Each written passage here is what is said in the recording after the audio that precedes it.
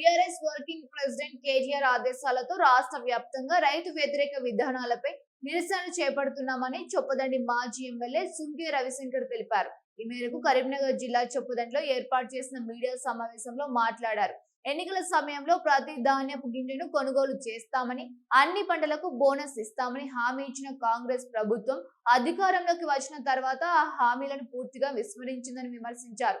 ఇటీవల కేంద్రం కేటాయించిన కోటా మేరకు పంటలను కొనుగోలు చేస్తామని రాష్ట్ర ప్రభుత్వం ప్రకటించడం రైతుల్ని తీవ్ర ఆందోళనకు గురి చేసిందన్నారు. మరి ఇవాళ రైతు బీమా పరిస్థితి ఏమైపోయింది? ఇవాళ రైతు బీమా ఎకోటేషన్, ఇప్పుడు రైతు బీమాకు మందలం బాగాడు. ఇవి ఎవరి ఖాతాలకు పోతున్నాయి? మరి రేవంత్ రెడ్డి ఖాతాలకు పోతున్నాయి. రైతు బీమా రేవంత్ రెడ్డి ఖాతా నుంచి ఏడిపోతున్నాయి సంచులు, ఢిల్లీ రాహుల్ గాంధీ ఖాతాలకు పోతున్నాయి. రైతు బీమా ఎగ్గొట్టిండు, ధాన్యం కొనుగోలు లేదు. ఇక ఇవన్నీ కూడా మరి మోసం అంటే మోసం చేస్తున్నటువంటి ఆయన. ఇగో మా ప్రభుత్వం రాని అన్ని పంటలకు బోనస్ ఇస్తానడే, అన్ని పంటలకు బోనస్ ఇస్తాడు.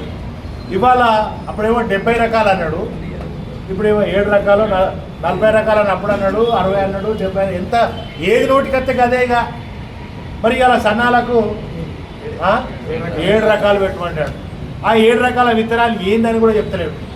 ఇవాళ ఎరువుల దుకాణాలకు ఆల్రెడీ నాట్లు వేస్తున్నారు, ఆల్రెడీ నారు పోసిరు, నాట్లు కూడా వేస్తున్నారు. ఉపాధి పనులు వాళ్ళకు కూడా విషయంలో 12,000 ఇస్తారన్నాడు. ఇచ్చిండు మరి రైతులకు ఒక్కరికన్నా?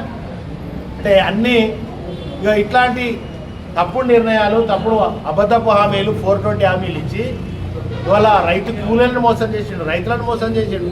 ధాన్యం కొనుగోలు లేదు, రైతు బీమా ఎగ్గొట్టిండు, కరెంటు లేదు. ఇవాళ మరి ఇంకా కేసీఆర్ గారిని వరద్దు ఉరి అని ఇంకా కేసీఆర్ గారిని బదన చేసే నలముఖపు సీఎం ఇలా మనల్ని పరిపాలించేటువంటి పరిస్థితి తెలంగాణలో దాపురించే పరిస్థితి వచ్చింది. అంటే మరి నీకు దమ్ముంటే, నీకు చిత్తశుద్ధి ధాన్యం ఎందుకు కొట్టలేవా? సబ్సిడీలు కూడా ఎత్తేసింది. సబ్సిడీలు కూడా 800, 900 ధర ఉంటే ఇవాళ మళ్ళీ అది ఎంత అయింది? 2000కు 1800కు 1900కు ఎరువుల ధరలు పెరిగినాయి. అంటే ఈ సన్యాసి రైతులను నట్టేట ముంచేటువంటి నిర్ణయాలే. ఇవాళ నట్టేట ముంచుతున్నాడు. కరెంటు లేదు, ఎరువులు లేవు, రైతు భరోసా లేదు, రుణమాఫీ ఎగ్గొట్టిండు. ఇక ధాన్యం కొనుగోలు కూడా ఘోరంగా మనం అనుభవించినాం మొన్నటిదాకా. మేమంతా రోడ్లకి బీఆర్ఎస్ రోడ్లు ఎక్కితే అప్పటికప్పుడు ఇక లారెక్కి వస్తావా, బస్ ఎక్కి వస్తావా అన్నట్టు ఎమ్మెల్యేలు యాక్షన్, మంత్రులు యాక్షన్, ఇప్పుడే చోకిరన్నట్టు. ఆ లారీలో వాటికి ఊడేది.